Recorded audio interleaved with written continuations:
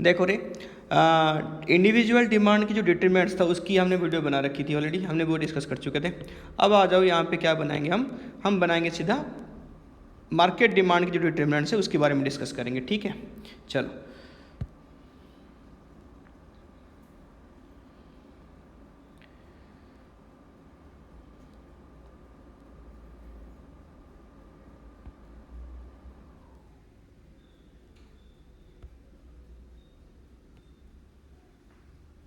देखो determinants of कौन सी demand यहाँ पे आ जाएगी, डिटरमिनेंट्स ऑफ मार्केट डिमांड। यहाँ पे मार्केट छूट गई है तो मार्केट यहाँ पे लिख लेना, determinants of market demand.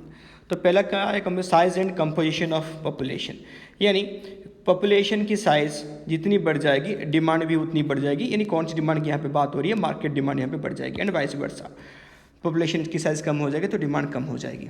Season and weather, जाहिर सी बात है जिस सीजन होगा उसी की गुड्स की डिमांड होगी, समर में समर की, विंटर में विंटर की।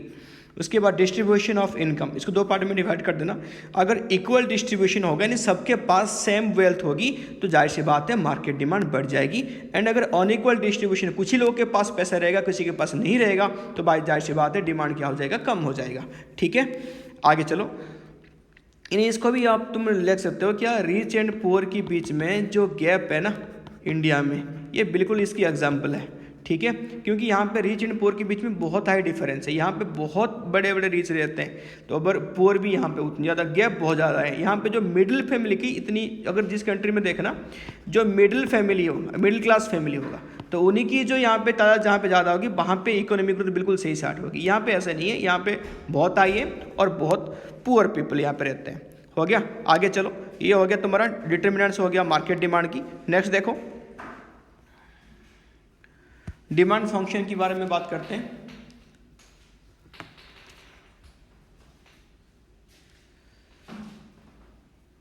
डिमांड फंक्शन देख लो तो उसकी हम क्या करने हैं, तो डिमांड फंक्शन में आ जाएगा दो टाइप की, कौन सी individual demand and market demand. इसकी मैंने टेबल ऑलरेडी बना रखा था तो टेबल यहाँ पे दोबारा बना कर रखा है। यहाँ पे डिफरेंस पढ़ लेंगे कि किसकी कर्व कैसे होता है और क्यों होता है।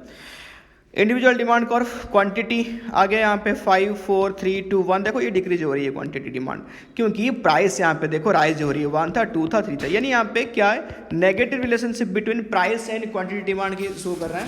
तो यहाँ पे तो स्लोप कैसा होगा, डाउनवर्ड स्लोप होगा। तो यहाँ पे तुम्हारा ग्राफ बन चुका है। देखो प्राइस जैसे तुम्हारा बढ़ता गया, क्वांटिटी डिमांड वो कम होती गई। तो यहाँ पे एक ग्राफ है वो किसकी, डाउनवर्ड स्लोपिंग की। ठीक है, क्या क्या मैंने बोला कि इंडिविजुअल डिमांड जो कर्व होगा वो डाउनवर्ड स्लोप होगा। क्यों होगा, बिकॉज क्वांटिटी एंड प्राइस के बीच में रिलेशनशिप जो है वो नेगेटिव है, इनवर्स है, याद रखना।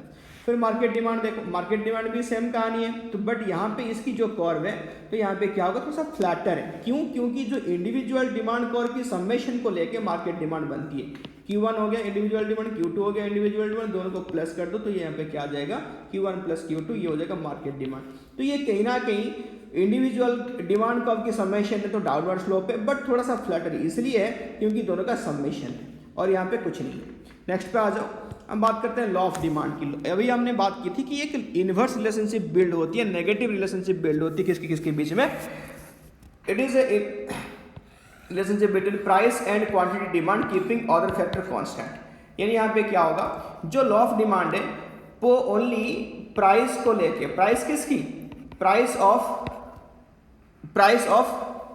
कमोडिटी, यानी कौन सी प्राइस, ओन प्राइस, खुद की प्राइस को लेके यहाँ पे ये डिमांड डिसाइड होती है। तो ये इसको हमने लॉ ऑफ डिमांड बोलते हैं। लॉ ऑफ डिमांड क्या है, दोनों के बीच में रिलेशनशिप जो नेगेटिव वाली है, there is an inverse relationship between price and quantity demand keeping other factor constant. यहाँ पे इसको ठीक है ध्यान देना, ये नेगेटिव रिलेशनशिप के बारे में बात कर रहा है, ये लॉ ऑफ डिमांड। ठीक है, तो यहाँ पे ओनली इंडिविजुअल डिमांड कर्व ही बनानी है तुम लोग को, बस वही है। यानी प्राइस यहाँ पे अगर हाई हो जाएगी तो क्वांटिटी डिमांड कम हो जाएगी, प्राइस कम तो क्वांटिटी डिमांड ज़्यादा। ठीक है, नेगेटिव है तो इसी के बारे में यहाँ पे बात करी गई है। ठीक है, importance of law of demand, पहले इनवर्स रिलेशनशिप, इसके बारे में बहुत बार डिस्कस कर चुके हैं। यानी नेगेटिव रिलेशनशिप है प्राइस एंड क्यूडी के बीच में। आगे देखो क्वांटिटेटिव, सॉरी ये क्या है, क्वालिटेटिव अप्रोच है। यानी ये यहाँ पे ये डिस्कस करेगा कि प्राइस बढ़ जाने पे क्वांटिटी डिमांड जो है वो कम हो जाएगा, बट कितना कम होगा, क्वांटिटी चेंज यहाँ पे नहीं दिखाएगा ये।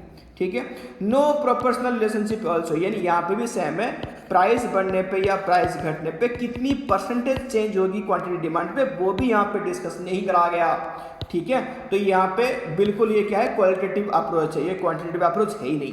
अब क्या बोला गया फिर नेक्स्ट में, वन साइडेड यूनिलेटरल ट्रांसफर, यानी यूनिलेटरल ये कॉन्सेप्ट है। कैसे, ओनली कितने सारे फैक्टर्स हैं, रिलेटेड गुड्स की फैक्टर्स है, इनकम की फैक्टर्स है, किसी को नहीं लिया यहाँ पे, ओनली लॉ ऑफ डिमांड में ओनली किसकी लिया, ओनली यहाँ पे लिया प्राइस ऑफ ओन, यानी खुद की प्राइस को लेके, जो कमोडिटी है उसी का खुद का प्राइस को लेके यहाँ पे पूरा लॉ डिसाइड हो गई, इसलिए इसको क्या बोलते हैं हम, वन साइडेड मतलब यूनिलेटरल। नेक्स्ट बात आ जाओ कि exception of law of demand, जो लॉ ऑफ डिमांड की जो एक्सेप्शन है वो क्या क्या है, यानी कौन सी ऐसे चीज़ है जो लॉ ऑफ डिमांड को नहीं मानते।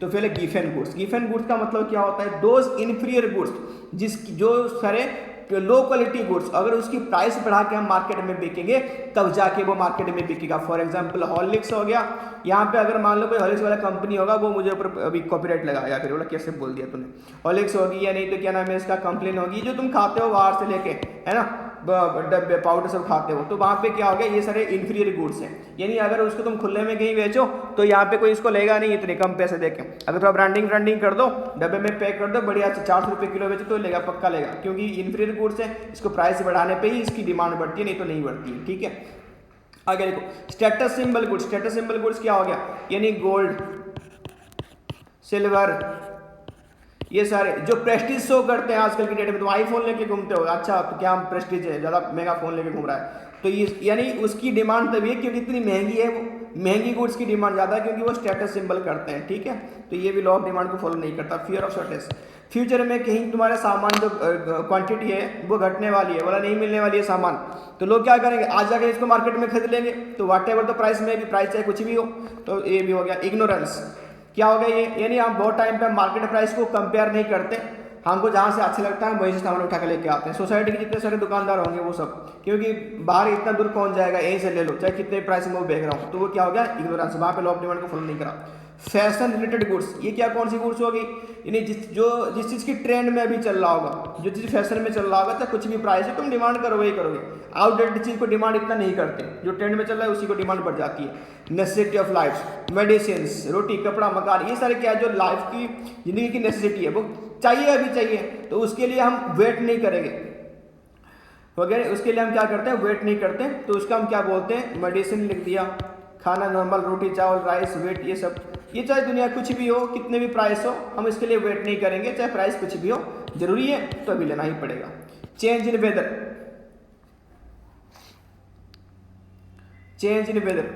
इन्होंने स्पेलिंग गलत करके रखा है।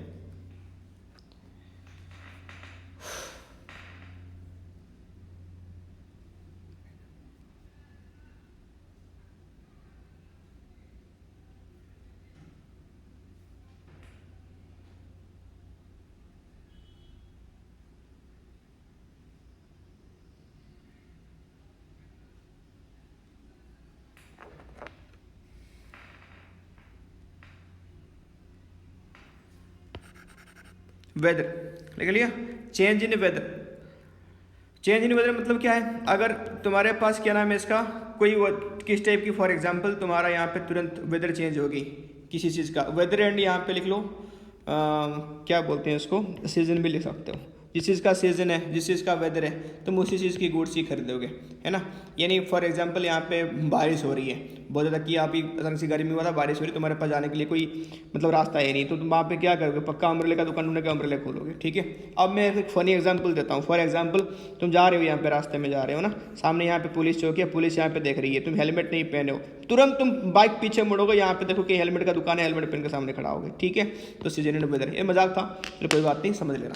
आगे देखो चेंज इन डिमांड कर्व, क्या हो गया, दो टाइप की यहाँ पे डिमांड कर्व चेंज तुमको दिखना के मिलता है। ये हो गया मूव एलोंग, ये होती है लिखना, यहाँ पे लिख देना ओन प्राइस की वजह से, मूव एलोंग। शिफ्ट क्या होती है, लिख लेना यहाँ पे अदर फैक्टर की वजह से, यहाँ पे क्या होती है, शिफ्ट होती है, मूव एलोंग। पहले समझ लेते हैं, दो मूव होती है यहाँ पे, अपवर्ड होती है, डाउनवर्ड मूवमेंट होती है।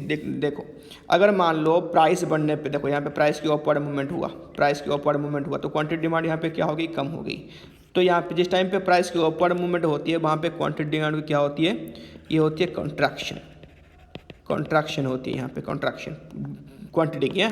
प्राइस की अपवर्ड मूवमेंट होती है, प्राइस की अपवर्ड, क्वांटिटी की कॉन्ट्रैक्शन। जैसे प्राइस की डाउनवर्ड मूवमेंट होगी, ये प्राइस की डाउनवर्ड मूवमेंट होगी, तो यहाँ पे जो डिमांड क्या हो जाएगी, उसकी होगी एक्सपेंशन। एक्सपेंशन, यानी यहाँ पे क्वांटिटी क्या हो जाएगी, बढ़ जाएगी प्राइस कम होने पे। तो याद देखो ना, तो प्राइस ऊपर को मूव करेगी तो अपवर्ड डिमांड होगी कंट्रैक्शन, प्राइस डाउनवर्ड तो डिमांड होगी एक्सपेंशन। अब आ जाओ शिफ्ट अदर फैक्टर की वजह से, यानी यहाँ पे प्राइस तो कांस्टेंट है, उसके बारे में हम बात कर ही नहीं रहे। तो यहाँ पे देखो, तो बाकी अदर फैक्टर की वजह से अगर किसी भी रीजनिंग में प्राइस को छोड़ के तो क्वांटिटी बढ़ती है तो वो हो जाएगा राइट वर्ड शिफ्ट, और क्वांटिटी कम होती है तो क्या हो जाएगा वो लेफ्ट वर्ड शिफ्ट। क्या हो जाएगा वो left word shift, left word shift. तो कौन सी फैक्टर्स हैं वो चलो देखते हैं। वहाँ पे ये मैंने कौन सी फैक्टर पीडीएफ निकल के डाल दूंगा, मैं डाल भी दिया हुआ है। तो किस किस की वजह से राइट वर्ड शिफ्ट होती है, किस किस की वजह से लेफ्ट वर्ड शिफ्ट होती है, तो वो पीडीएफ पे जाके नीचे डाउनलोड कर लेना, वहाँ पे डला हुआ है। ठीक है।